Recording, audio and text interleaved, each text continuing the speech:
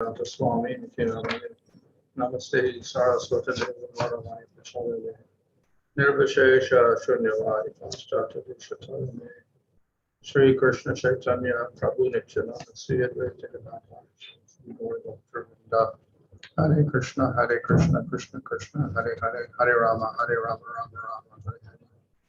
Reading from Srimad Bhagavatam, Canto 11, Chapter 16, verse 39. Yes, Maharaj.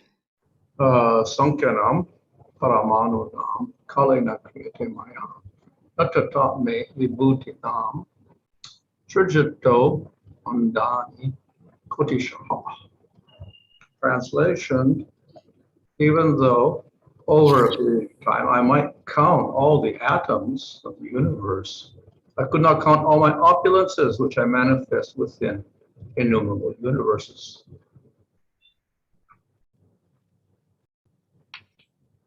Purport: the Lord here explains that Uddhava should not expect a complete catalog of the Lord's opulences, since even the Lord himself finds no limit to such opulences. According to Śrīla Jīva Gosvāmī, kālena, in the case of the Supreme Personality of Godhead, is within every atom and can therefore easily calculate the total number of atoms. However, although the Lord is certainly omniscient, even he himself cannot supply a finite number for his opulences because they are infinite. Text 40. Whatever power, beauty, fame, opulence, humility, renunciation, mental pleasure, fortune, strength, tolerance, or spiritual knowledge there may be, is simply an expansion of my opulence. Purport: although the Lord stated in the previous verse that his opulences are innumerable, the Lord here gives a specific resume and demonstration of his opulences.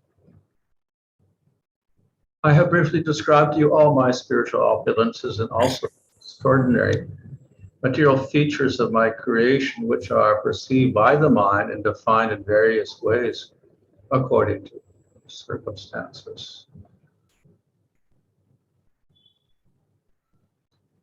Purport: according to Sanskrit grammar and is confirmed by Śrīla Swami, the word tathā and te describe two distinct sets of the Lord's opulences. The Lord has described his opulent plenary expansions such as Vāsudeva, Narayan, Super Soul, etc.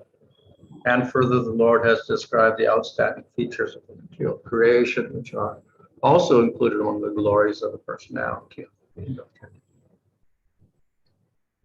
The plenary manifestations of the Lord, such as Vāsudeva, Narayan, etc., are all eternal, unchanging, transcendental features of the Lord and are indicated by the term tathā.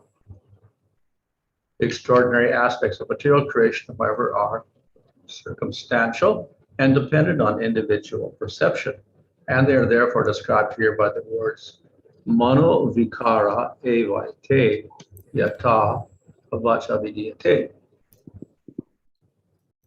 Śrīla Jīva Gosvāmī explains that by consistent logical application of synonyms, tathā refers to the Lord's eternal spiritual manifestations beyond the perception of the material senses, whereas te refers to those opulences that can be perceived by conditioned souls.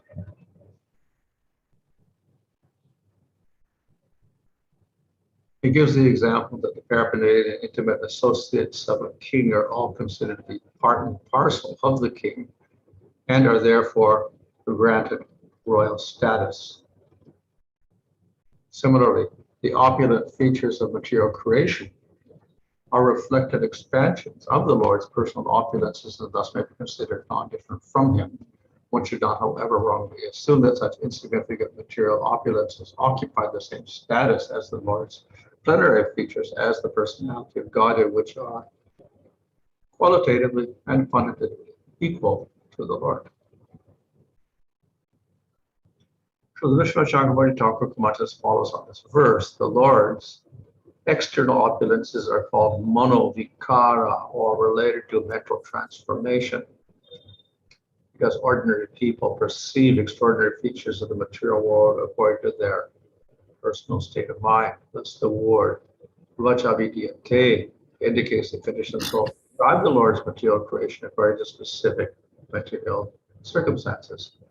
Because of the circumstantial relative definitions of material opulence, such opulence is never to be considered a direct plenary manifestation of the Lord's personal form. When one state of mind is transformed into favorable or affectionate state, one defines manifestation of the Lord's energy as my son, my father, my husband, my uncle, the son of my brother, my friend, and so on.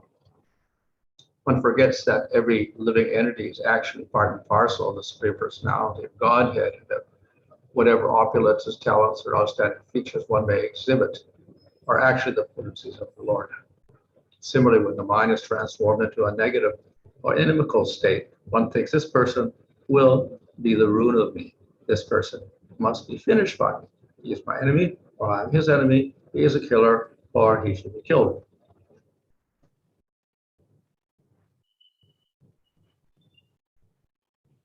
The negative state of mind is also expressed when one is attracted to the extraordinary material aspects of a particular person's or forgets that they are manifestations of the potency of the personality of Godhead. Even the demigod Indra, who was quite obvious the manifestation of the Lord's material opulence, is misunderstood by others. For example, Indra's wife Sachi thinks that Indra is my husband, whereas Aditi thinks he is my son. Jayana thinks that he is my father. Brihaspati thinks that he is my disciple, whereas the demons think that Indra is their personal enemy. Thus, different personalities define him according to their mental state. Lord's material opulences being relatively perceived are therefore called monovikara, which means they are dependent on mental states. This relative perception is material because it does not recognize the Supreme Personality of Godhead as the actual source of the particular opulence. If one sees Lord Krishna as the source of all opulences and gives up all desire to enjoy or possess the Lord's opulence, variety, and distinctions of the material opulences, then one could see the spiritual nature of the opulences. At that time, even though one may continue to perceive the variety and distinctions of the material world, one may become perfect in Krishna consciousness. One should not conclude, as do the Buddhist philosophers, that the Lord's spiritual manifestations in the Vishnu Tattva and the liberated Jiva categories are also products of relative and mental states. This useless idea is contrary to the entire body of the Supreme Personality of Godhead's teachings to Sri Uddhava. According to Śrīla Jīva Gosvāmī, the word avacha also indicates the various Vedic literature describes a particular process by which the Lord manifests his spiritual and material opulences. In this context, tathā indicates the specific procedures of manifestation and creation.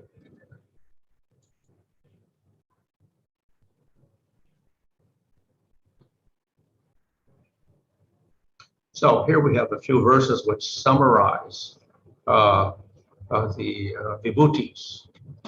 இங்கு உள்ள சில ஸ்லோகங்கள் விபூதிகளை நமக்கு பட்டியலிடுகின்றன.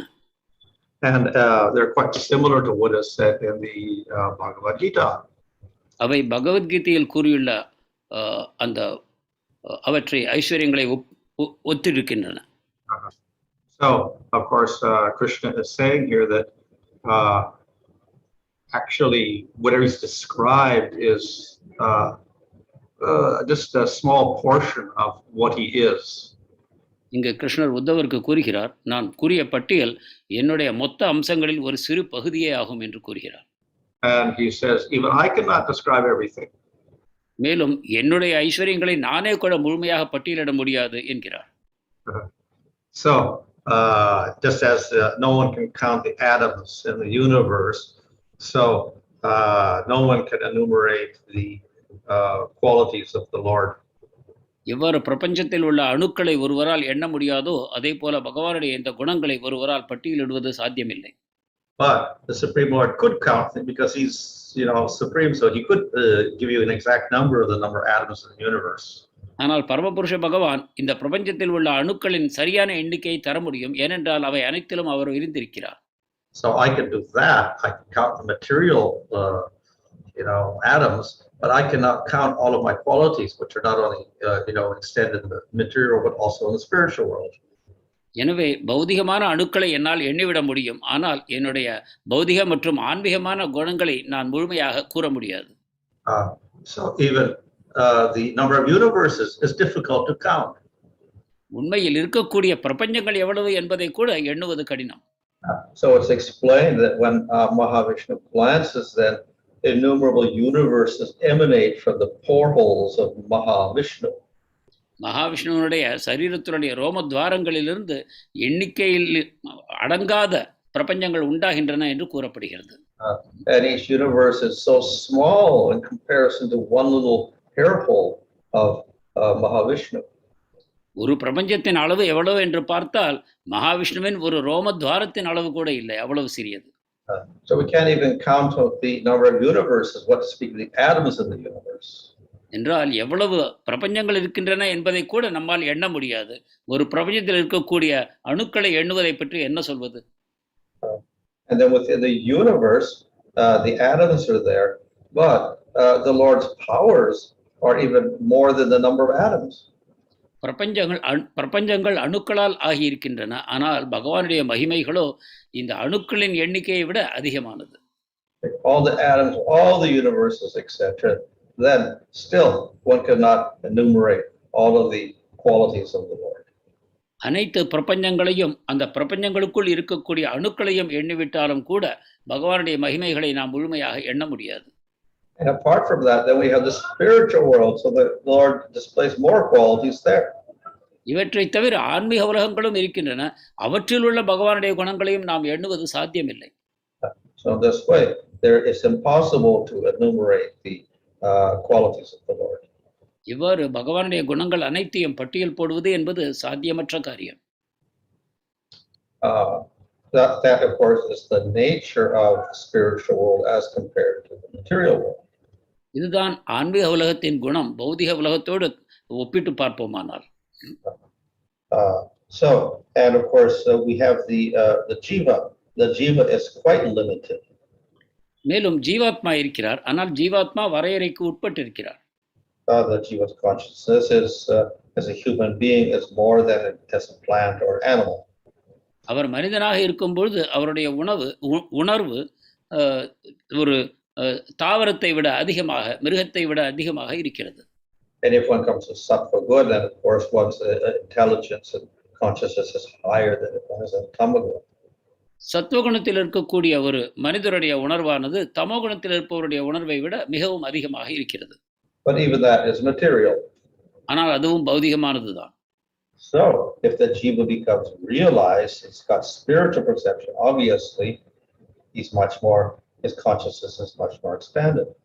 ஆனால் ஒரு ஜீவாத்மா தன்னை ஒரு ஆன்மீகமான பொறியாக உணர்வாரானால் அவருடைய உணர்வும் புத்தியும் மிகவும் அதிகமாக ஆகின்றன. And therefore he can appreciate everything in the material world, the spiritual world. அத்தகைய நிலையில் ஒருவர் பௌதிக உலகம் மற்றும் ஆன்மீக உலகத்தில் உள்ள அனைத்தையும் சரியான விதத்தில் பாராட்ட முடியும். But still, the consciousness of the jiva is nothing in comparison to the consciousness of the Supreme Lord. அந்த நிலையிலும் கூட ஒரு ஜீவாத்மாவின் உணர்வானது பரமபுருஷ பகவானுடைய உணர்விலிருந்து மிக குறைவாகவே இருக்கிறது.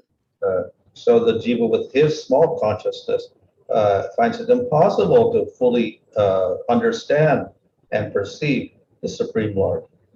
எனவே ஒரு ஜீவாத்மா தன்னுடைய மிகச்சிறிய உணர்வினை கொண்டு பரமபுருஷ பகவானுடைய உன்னதமான மகிமைகளை முழுமையாக புரிந்து கொள்வது இயலாத காரியம். Nevertheless, by the Lord's mercy, we're able to perceive something. ஆனாலும் பகவானுடைய கருணையின் காரணமாக நாம் ஓரளவு புரிந்து கொள்கிறோம். And even that small amount that we perceive is very satisfying to the jiva. அந்த சிறிய அளவு புரிதலும் கூட ஜீவாத்மாவுக்கு முழுமையான திருப்தியை வழங்குகிறது. In fact, a very small portion of realization of the Lord can give complete satisfaction to a jiva. பகவானை மிகச்சிறிய அளவு புரிந்து கொண்டாலும் கூட ஜீவாத்மா முழு திருப்தியை அடைகிறான்.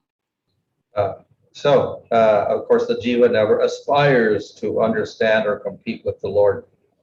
ஆனால் ஜீவாத்மா பகவானை முழுமையாக புரிந்து கொள்ள வேண்டும் என்றோ அவருடன் போட்டியிட வேண்டும் என்றோ ஆசைப்படுவதில்லை. He always puts himself in the humble position of a servant. அவன் தன்னை மிக பணிவான ஒரு சேவகனாகவே தன்னை ஏற்றுக்கொள்கிறான். So he never attempts to completely understand the Lord. எனவே பகவானை முழுமையாக புரிந்து கொள்ள வேண்டும் என்ற முயற்சியில் அவன் ஈடுபடுவதில்லை. Rather, he appreciates that the Lord is unlimited. மாறாக பகவான் அளவற்றவர், அளவிற்கெல்லாம் அப்பாற்பட்டவர் என்று அவன் புரிந்து கொண்டு பாராட்டுகிறான். So as mentioned in the purport of this one verse here, the Lord has these different types of qualities, those which are directly the Lord, such as his expansions of Vasudeva and Shankarshan, etc. இந்த ஸ்லோகத்தின் பொழிப்புரையில் நாம் பார்க்கிறோம், பகவானுடைய அந்த குணங்கள் பல தரப்பட்டிருக்கின்றன. ஒன்று ஆன்மீகமாக சங்கர்ஷனா, அனிருத்தா போன்று அவருடைய முழுமையான விரிவங்கங்களாக இருக்கின்றன. And we also have the famous devotees like Arjuna. அதை தவிர நமக்கு மிகவும் பிரபலமான அர்ஜுனன் போன்ற பக்தர்களும் இருக்கிறார்கள். So these are distinguished from the other vibhutis, which are material. இவைகள் அனைத்தும் அவருடைய பௌதிகமான விபூதிகளிலிருந்து வேற்றுமைப்படுத்தி காணப்படுகின்றன.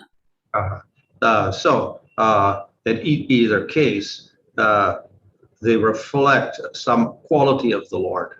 ஆனால் இரண்டு நிலைகளிலும் பகவானுடைய சில குணங்களை அவர்கள் பிரதிபலிக்கிறார்கள். But the devotees of the Lord, or the expansions of the Lord, obviously are displaying spiritual qualities of the Lord. ஆனால் பகவானுடைய பக்தர்களும் அவருடைய விரிவங்கங்களும் பகவானின் ஆன்மீகமான குணங்களை பிரதிபலிக்கிறார்கள். Whereas the material vibhutis are displaying the spiritual elements reflected in the material world.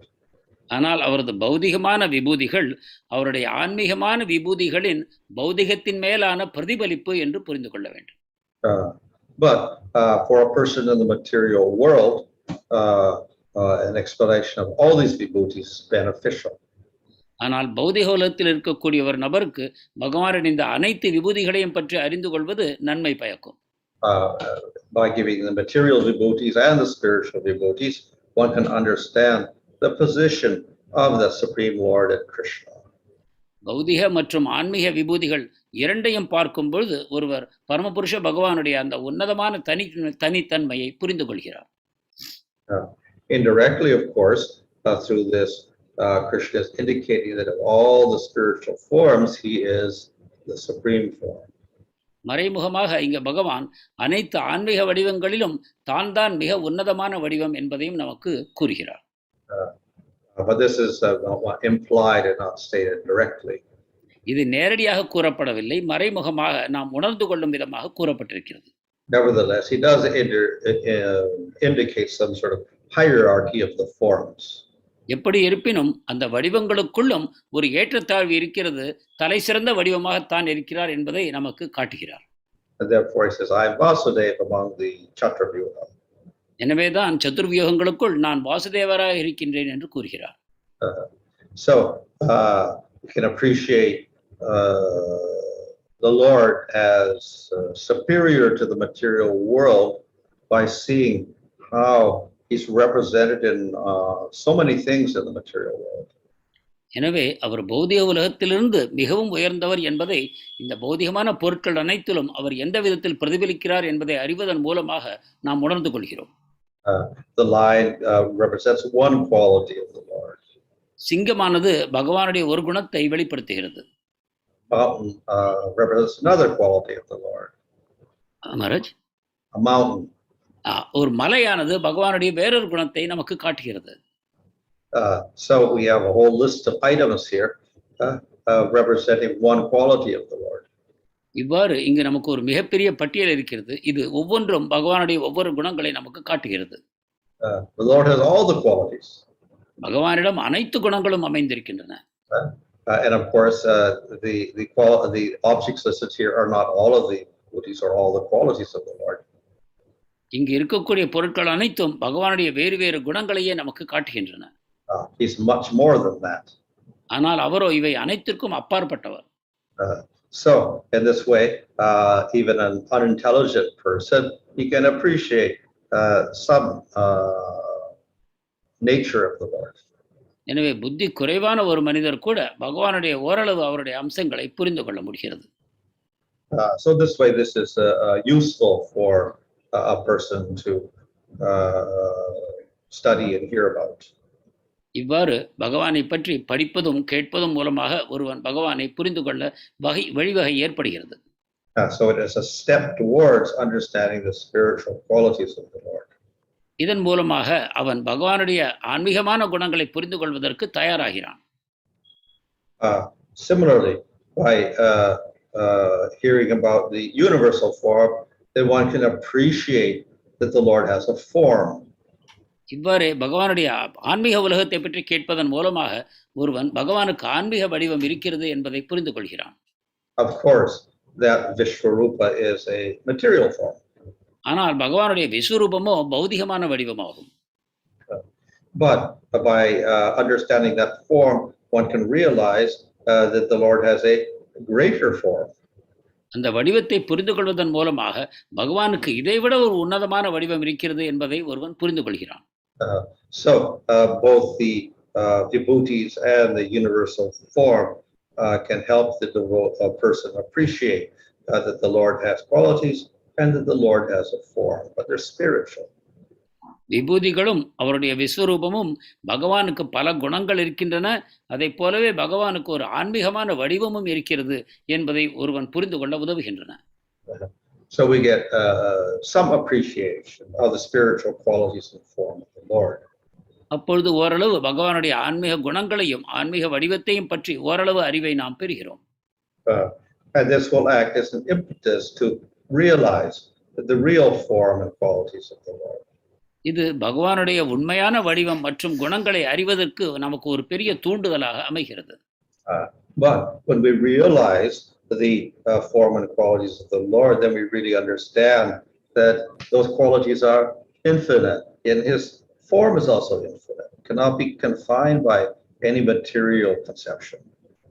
இவ்வாறு பகவானுடைய குணங்களையும் வடிவத்தையும் ஒருவன் அறிந்து கொள்ள முற்படும் பொழுது அவன் புரிந்து கொள்கிறான், இவை எண்ணிக்கையில் அடங்காதவை, அளவு நாம் புரிந்து கொள்ள முடியாதவை, அனைத்துக்கும் அப்பாற்பட்டவை எனக்கூடிய ஒரு உணர்வை அவன் பெறுகிறான். So in these last verses where Krishna say, well, I cannot describe all the qualities, this gives us a hint that even if we get spiritual realization, we should not expect to comprehend the Lord completely. எனவே இங்கு பகவான் என்னாலேயே என்னுடைய மகிமைகளை முழுமையாக பட்டியலிட முடியாது என்று கூறுவதன் மூலமாக நமக்கு அறிவுறுத்துவது என்னவென்றால், மிக உன்னதமான நிலையிலும் கூட பகவானுடைய மகிமைகளை முழுமையாக நாம் புரிந்து கொள்வது இயலாது என்பதைத்தான்.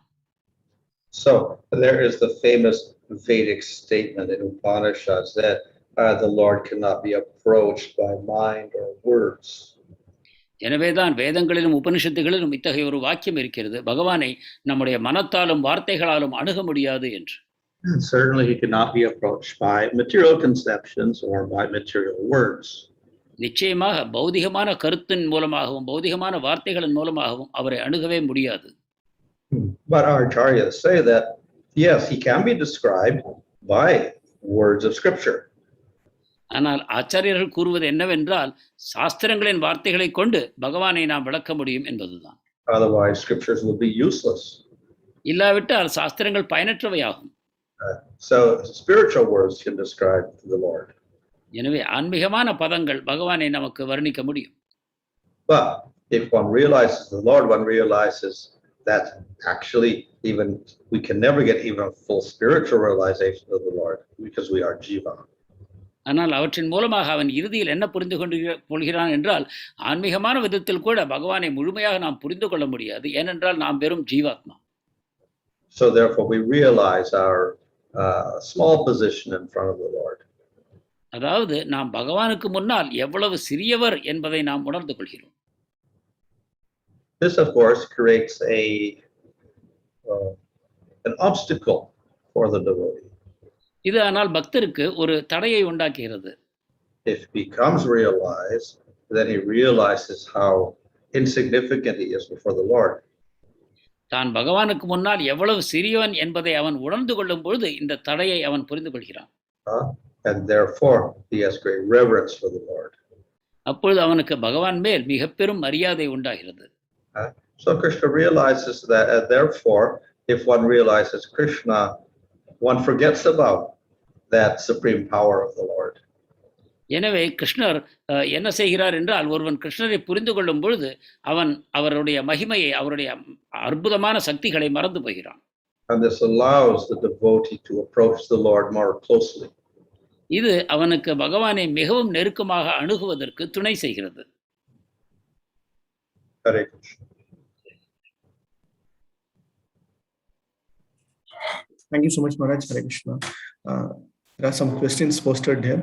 Like when you're talking about the vibhutis of the Supreme Lord, understood by the scriptures, not by the external visions. Is it talking about the vibhutis from a spiritual opulences or the material also? விபூதிகளை சாஸ்திரங்களின் மூலமாக அறிந்து கொள்ள முடியும் என்று நீங்கள் கூறினீர்கள். அது ஆன்மீகமான விபூதிகள் மட்டுமா, இல்ல பௌதிகமான விபூதிகளை கூட சாஸ்திரங்களின் துணை கொண்டுதான் அறிய முடியுமா? So in this chapter, largely it is the vibhutis in the material world. இந்த அத்தியாயத்தில் அதிகமாக பௌதிகமான விபூதிகளே கூறப்பட்டன. But then Krishna also mentions, I am Vasudeva among the forms of Shaṅkhyānaṁ, Aniruddha, etc. மேலும் கிருஷ்ணர் கூறினார், நான் சதுர்வியுகத்துக்குள் வாசுதேவராய் இருக்கிறேன் என்பதைப் போல ஆன்மீக விஷயங்களையும் குறிப்பிட்டார். So this is not material. இவை பௌதிகமானவை அல்ல. And of course, we can also defend that by saying, well, these forms also appear within the material world, so therefore they're within the material world, but they're spiritual. ஆனால் நாம் வாதிக்கலாம், இந்த வடிவங்கள் கூட பௌதிக உலகத்திற்குள் தோன்றுவதன் காரணமாக அவை பௌதிகமான, ஆன்மீகத்தின் பௌதிகமான வடிவங்கள் என்று நாம் வாதிக்கலாம். But of course, materialists can't appreciate that. ஆனால் பௌதிகவாதிகள் இந்த ஆன்மீகமானது பௌதிகத்தில் தோன்ற முடியும் என்பதை அவர்கள் பாராட்ட மாட்டார்கள். But they can appreciate the material vibhutis. ஆனால் அவர்கள் பௌதிக விபூதிகளை பாராட்ட முடியும். Thank you, Maharaj. So when they appreciate the material vibhutis, so is that, can we say, like, is that the progress in which they can proceed, and then at some point of time they can get into the actual devotional, or பௌதிகமான விபூதிகளை அவர்கள் அறிந்து பாராட்டும் பொழுது அது அவர்கள் மேலும் ஆன்மீகமான தன்மையை புரிந்து கொள்வதற்கான ஒரு படி என்று நாம் கொள்ள முடியுமா? On the most primitive level, they appreciate things in the material world and they respect the material world. ஒரு மிக ஆரம்ப நிலையில் அவர்கள் இந்த பௌதிக உலகத்தின் இந்த குணங்களை அறிந்து கொண்டு பௌதிக உலகத்தை அவர்கள் பாராட்ட முடிகிறது. And this will eventually lead to respect for devatas. இது தேவதைகளின் மேல் மரியாதையை படிப்படியாக உண்டாக்கும். So we respect the sun by worshiping Surya. சூரியனை வழிபடுவதன் மூலமாக அவருக்கு நாம் மரியாதை செலுத்துகிறோம். We respect water by worshiping Varuna. நீரை நாம் எவ்வாறு மரியாதை செய்கிறோம் என்றால் வருணனை வழிபடுவதன் மூலமாக. So in this way, we respect through devata worship on a very primitive level. இவ்வாறு ஒரு மிக ஆரம்ப கட்டத்தில் நாம் தேவதை வழிபாட்டில் ஈடுபடுகிறோம். If we are more advanced, then we'll understand that behind the devatas is Vishnu. இன்னும் முன்னேற்றம் அடையும் பொழுது இந்த தேவதைகளுக்கு பின்னால் விஷ்ணு இருக்கிறார் என்பதை அறிகிறோம். For more advanced, then we find behind the Vishnu form is Krishna. இன்னும் முன்னேறும் பொழுது இந்த விஷ்ணு வடிவத்திற்கு பின்னால் கிருஷ்ணர் இருக்கிறார் என்பதை அறிந்து கொள்கிறோம். So depending on the person, then the vibhutis will give different benefits. இவ்வாறு அந்த நபரின் தனித்தன்மையை பொறுத்து அவரின் விபூதிகளை பற்றிய அறிவு வேறு வேறு நன்மைகளை அவருக்கு வழங்கும். Thank you so much, Maharaj. I think the next question is like from Bhagavad Gita 6.30, we have this Yomam Pashyati Sarvatra Sarvam Chamayi Pashyati. So in this, can we say, like, for one who sees me everywhere and sees everything in me, I am never lost, or not he is ever lost to me. How was this, like, when you compare for Prahlad Maharaj, like able to perceive the Lord in every situation, including seeing the Lord present in pillar? பகவத்கீதையில் பகவான் கூறுகிறார், யார் ஒருவன் என்னை எல்லாவற்றிலும் அல்லது எல்லாவற்றையும் எனக்குள்ளும் பார்க்கக்கூடியவனோ அவனுக்கு நான் எப்பொழுதுமே இழந்து போவதில்லை என்று. இதை நாம் பிரகலாத் மகாராஜர் எங்கும் பகவானை கண்டதையும், குறிப்பாக அந்த தூணுக்குள்ளும் பகவானை கண்டதையும் நாம் எவ்வாறு ஒப்புமைப்படுத்தலாம்? Such statements can be taken on different levels. அதே விஷயத்தை நாம் பல தளங்களிலிருந்து பார்க்க முடியும். So for the ṇḍāni, of course, they also somehow see everything in the Lord and everything. They see Brahman everywhere. ஆத்ம ஞானியும் கூட ஏதோ ஒரு விதத்தில் அனைத்துக்குள்ளும் பகவானையும் பிரம்மனையும், பிரம்மனுக்குள் அனைத்தையும் காண்கிறான். ஏதோ ஒரு விதத்தில் அவனும் இதை செய்கிறான். And then the parama, a yogi will see Paramatma pervading everywhere. அதே போல ஒரு யோகியானவர் பரமாத்மா அனைத்திலும் நிரம்பி இருப்பதை காண்கிறார். So at least as Paramatma, there is some respect given there. எனவே அவன் பரமாத்மாவை அறிவதன் மூலமாகவும் ஓரளவு மரியாதை உண்டாகிறது. Then as a devotee, then we can also see the Lord everywhere. ஆனால் ஒரு பக்தனும் கூட பகவானை எல்லா இடத்திலும் காண முடியும். But it is all pervaded by devotion. ஆனால் இது முழுவதுமாக பக்தியினால் நிரம்பி இருக்கிறது. So we say everything related to the Lord in order to increase prema. எனவே பகவானுடன் தொடர்பு கொண்டிருக்கக்கூடிய அனைத்தும் அவனுடைய பிரேமையை அதிகரிக்கின்றன. So in other words, we see everything in terms of how the Lord is interacting with the devotees. நாம் அனைத்தையும் பார்க்கும் பொழுது பகவான் பக்தர்களுடன் அந்த அன்பு பரஸ்பரம் செய்வதையே நாம் காண்கிறோம். Thank you, Maharaj. Like similarly, in the same context, when we check from the Chaitanya Charitamrita Leelas, where Mahaprabhu, when he just sees the Chataka Parvata or the places in Puri, he just remembers the Supreme Lord's various pastimes. Like, how do we understand the Mahabhavata stage? Like, how do they attain that particular? How does that Mahabhagavatas attain that stage? Chaitanya மகாபிரபுவின் லீலைகளில் நாம் காண்கிறோம். அவர் ஒரு சிறு மணல் மேட்டை பார்க்கும் பொழுது கூட கோவர்தனை நினைவு கொள்கிறார். அனைத்தும் அவர் பார்க்கும் அனைத்தும் அவருக்கு பகவானை நினைவூட்டுகின்றன. இதை போல ஒரு மகாபாகவதரை பற்றி நாம் எவ்வாறு புரிந்து கொள்வது? How do they get that stage? So spiritual states have certain symptoms, but we cannot imitate those symptoms. ஆன்மீக நிலைகளில் சில அறிகுறிகள் வெளிப்படுகின்றன, அதை நாம் நகல் செய்ய முடியாது. There are just natural results from that state. அந்த நிலையின் மூலமாக இந்த இயற்கையான தன்மைகள் வெளிப்படுகின்றன. So the state of Mahabhava is the highest. மகாபாவம் தான் மிக உன்னதமான நிலையாகும். And it only manifests within Madhurya Rasa with Krishna. ஆனால் அது கிருஷ்ணருடனான மாதுரிய ரசத்தில் மட்டுமே வெளிப்படும். Doesn't even manifest for the queens of Dwarka. துவாரகையில் இருக்கக்கூடிய ராணிகளின் மூலமாக அது வெளிப்படுகிறது. Only manifests in Vrindavan with the gopis. Dwarka ராணிகளிடம் அது வெளிப்படுவதில்லை, பிருந்தாவன கோபிகளிடம் மட்டுமே அது வெளிப்படுகிறது. So that's the most intense state of prema. எனவே அதுதான் பிரேமையின் மிக தீவிரமான நிலையாகும். So therefore one's vision will also be most intense. அப்பொழுது ஒருவருடைய பார்வையும் மிக தீவிரமானதாக ஆகிறது. So lesser states also, nothing wrong with them, they're just not as intense. இதைவிட தாழ்ந்த நிலைகளும் இருக்கின்றன, அவற்றில் எந்த குறைபாடும் இல்லை, ஆனால் அவற்றின் தீவிரத்தன்மை சிறிது குறைவுதான். So anyone with prema will see the Lord everywhere. எனவே பிரேமையில் இருக்கக்கூடிய ஒருவர் பகவானை எங்கும் காண்கிறார். They'll see everything as an arrangement in prema. மேலும் இருக்கக்கூடிய அனைத்தும் பிரேமை வெளிப்படுவதற்கான ஏற்பாடுகளாகவே அவர் காண்கிறார். So that's the general quality of a person who's called the Uddhava. Maharaj, that's the general quality of a person who's called Uttama-adhikari. உத்தம அதிகாரியாக இருக்கக்கூடிய ஒருவருடைய வெளிப்பாடு இந்த விதத்தில் தான் அமைகிறது. But it becomes more intense in Mahabhava. ஆனால் அது மேலும் மகாபாவத்தில் தீவிரமடைகிறது.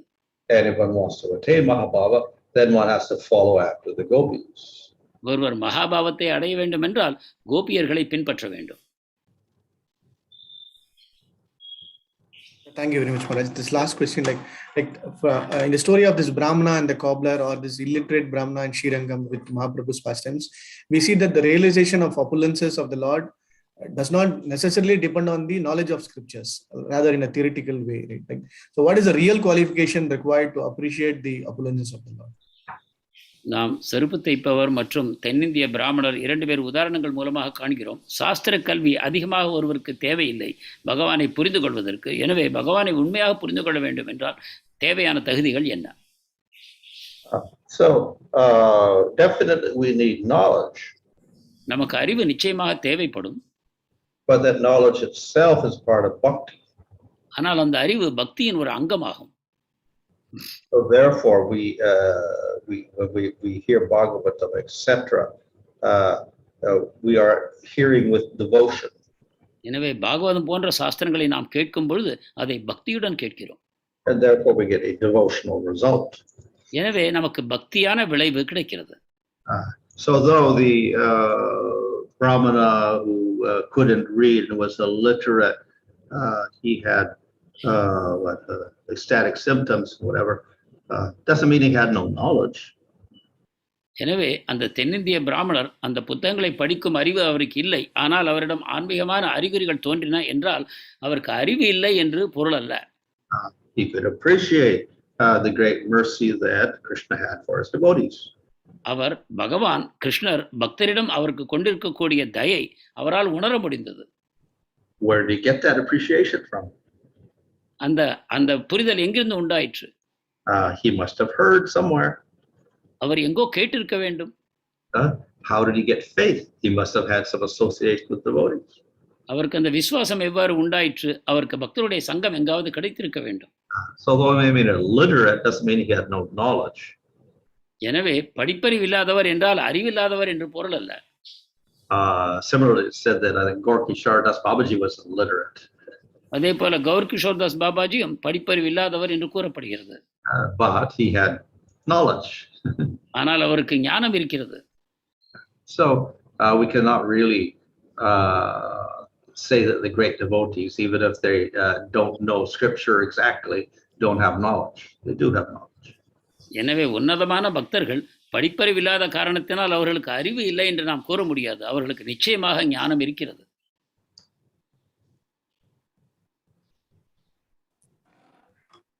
Thank you, Maharaj. Maybe one last question. Like from yesterday's class, you explained that the relationship between the sense objects and the material elements. Do the sense produce the material elements and then the sense objects? புலனுகர்ச்சி பொருட்கள் இவற்றுக்கு இடையில் உள்ள தொடர்பை விளக்க வேண்டும். எது முதலில் உண்டாகிறது? No, the senses are produced through ahankara and rajoguna. புலன்கள் அகங்காரத்திலிருந்து ரஜோகுணத்தின் மூலமாக தோன்றுகின்றன. The mind and the sense devatas are produced from ahankara and sattva. மனமும் புலன் தேவதைகளும் சத்துவகுணத்தில் அகங்காரத்திலிருந்து தோன்றுகின்றன. And the sense objects and the gross material elements are produced through ahankara and tamaguna. புலனுகர்ச்சி பொருட்களும் பௌதிகமான பொருட்களும் அகங்காரத்தின் தமோகுணத்திலிருந்து தோன்றுகின்றன. So from tamaguna ahankara manifest shabda, sense of sound. தமோகுண அகங்காரத்திலிருந்து இந்த சப்தமானது, அதாவது அந்த ஒலியை அறியக்கூடிய தன்மை தோன்றுகிறது. And from this comes ether. அதிலிருந்து ஆகாயம் உண்டாகிறது. And then next comes the touch and then air. அதன் பிறகு தொடு உணர்ச்சியும் காற்றும் உண்டாகின்றன. And then form and fire. அதன் பிறகு வடிவமும் அக்னியும் தோன்றுகின்றன. Taste and water. சுவையும் நீரும் தோன்றுகின்றன. And then fragrance and earth. அதன் பிறகு வாசனையும் பூமியும் தோன்றுகின்றன. So the sense objects give rise to the element. இவ்வாறு புலன் நுகர்ச்சி பொருட்களிலிருந்து இந்த மூலகங்கள் வருகின்றன. Thank you, Maharaj. Then the next question is like, we understand that as the devotee progresses, he understands that the jiva, he is very, very insignificant, right? And we can also see parallelly, like there are so much countless spiritual vibhutis and material vibhutis. But still, why the Lord, Supreme Lord, wants to get controlled by his pure devotees? ஒரு பக்தர் முன்னேற்றம் அடையும் பொழுது பகவானுடைய விபூதிகளுக்கும் குணங்களுக்கும் எல்லை இல்லை என்பதை உணர்கிறார். அப்பொழுது பகவானுடைய உன்னதமான மகிமைகளை புரிந்து கொள்கிறார். அத்தகைய பகவான் ஏன் பக்தர்களால் தான் கட்டுப்படுத்தப்பட வேண்டும் என்று விரும்புகிறார்? Actually, he doesn't want to get controlled. உண்மையில் அவர் தான் கட்டுப்படுத்த வேண்டும் என்று விரும்புவதில்லை. And therefore, it says he rarely gives bhakti because he doesn't want to get controlled. எனவேதான் பக்தியை மிக அபூர்வமாக தருகிறார். ஏனென்றால் தான் கட்டுப்படுத்தப்பட அவர் விரும்பவில்லை. But that control is a natural result from prema. ஆனால் பகவானை கட்டுப்படுத்தக்கூடிய அந்த தன்மை பிரேமையின் ஒரு இயல்பான வெளிப்பாடாகும். So through the maturity of bhakti and prema, then naturally this quality manifests. எனவே பக்தியின் முதிர்ச்சியில் ஒருவர் பிரேமை நிலையை எய்தும் பொழுது இந்த குணமானது தானாகவே வெளிப்படுகிறது. So we can say that's inherent within prema itself. எனவே அது பிரேமைக்கு உள்ளேயே அடங்கி இருக்கிறது என்று நாம் கொள்ளலாம். So though the Lord comes under control of the devotee also comes under control of the Lord.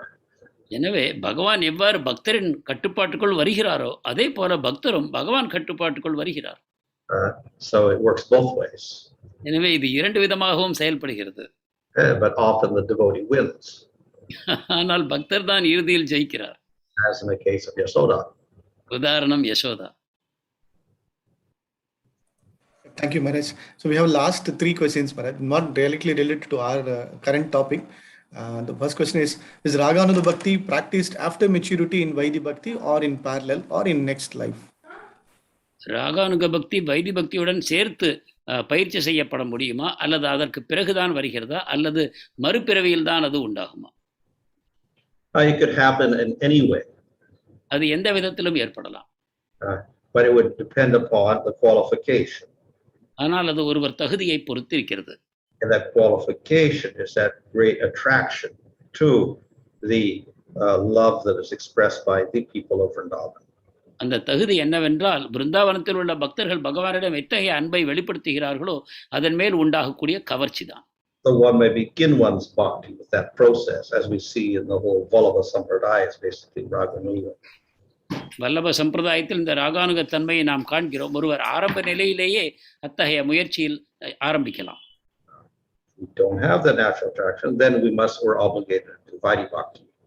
அந்த இயல்பான கவர்ச்சி ஒருவருக்கு இல்லை என்றால் அவர் நிச்சயமாக வைதி பக்தியில் தொடங்க வேண்டும். And in Vaidhi Bhakti, if we get exposure to Raganuga and Krishna and Vrindavan and devotees who are in Raganuga, then we can develop Raganuga. அந்த வைதிக பக்தி நிலையில் ஒருவர் பிருந்தாவனத்திற்கும் கிருஷ்ணருக்கும் அந்த ராகானுக நிலையில் கிருஷ்ணருக்கு பக்தி செய்யக்கூடிய பக்தர்களுடைய தொடர்பும் ஒருவருக்கு கிடைக்கப் பெறுமானால் அவர் ராகானுக பக்தியை ஆரம்பிக்கலாம். Thank you, Maharaj. The Brajvasis had the association of Garga Muni to know that Krishna is supreme like Narayana. Is that their only source of knowledge, or did the Brajvasis had the other source of knowledge? பிரஜ்வாசிகள் கர்க முனிவரின் மூலமாக கிருஷ்ணர் நாராயணரை போன்றவர் நாராயணருக்கு சமமானவர் என்ற அறிவை பெற்றார்கள். இந்த ஒரு வகையில் தான் அவர்களுக்கு அறிவு கிடைத்ததா வேறு இடத்திலிருந்தும் கிடைத்ததா? Garga Muni spoke to Nanda in such a way that he spoke the truth, but he spoke it so that he didn't reveal that Krishna was Supreme Lord. கர்க முனிவர் நந்த மகாராஜரிடம் எவ்வாறு பேசினார் என்றால் மறைமுகமாக அவரை பரமபுருஷ பகவான் என்பதை நேரடியாக கூறாமல் அந்த விஷயத்தை அவர் வேறு விதமாக கூறினார். So therefore Nanda accepted, yes, Vishnu is empowering Krishna. எனவே நந்தர் இதை எவ்வாறு புரிந்து கொண்டார் என்றால் விஷ்ணுவின் மூலமாக கிருஷ்ணருக்கு சக்தி வருகிறது என்று. Maharaj, in the scriptures sometimes they say the mountains can fly and mountains can also, like as Prabhupada mentions, mountain can also grow in size because they have life in them. So also we see that the stones are used for currently in the making of the deities, the marble deities or the Shaligram Shila have life in them. Is that the case that with all deities installed in the temples? மலைகளுக்கு உயிர் இருக்கிறது, மலைகள் பறக்கக்கூடும், வளரக்கூடும் என்று நாம் பிரபுபாதர் கூறியதையும் நாம் கேட்டிருக்கிறோம். விக்கிரகங்கள் எல்லாம் கற்களை கொண்டு செய்யப்படுகின்றன. அவற்றின் தன்மை என்ன? So by installation of a deity, one calls the Lord into that form. விக்கிரகத்தை ஸ்தாபிப்பதன் மூலமாக ஒருவர் பகவானை அந்த விக்கிரகத்திற்குள் அழைக்கிறார். And therefore it's no longer material. அதற்கு பிறகு அது பௌதிகமான பொருள் அல்ல. So until that point, then it is material. அது வரைக்கும் அது ஒரு பௌதிகமான பொருள் தான். So if somebody makes a deity out of stone or metal and it's there, then it's not the same as the Lord. எனவே ஸ்தபதி ஒரு கல்லை வடிவமைக்கிறார், அப்பொழுது அது பகவான் அல்ல. And when the installation is performed, and one calls the Lord into it, then the Lord stays there. ஆனால் அது கோவிலில் பிராண பிரதிஷ்டை செய்யப்பட்டு பகவான் அதற்குள் அழைக்கும் பொழுது அது ஆன்மீகத்தன்மையை அடைகிறது.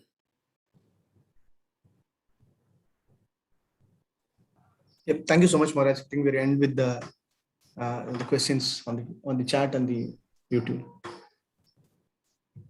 Hare Krishna. Tantra Srimad Bhagavatam ki jai. His Holiness Baluswami Maharaj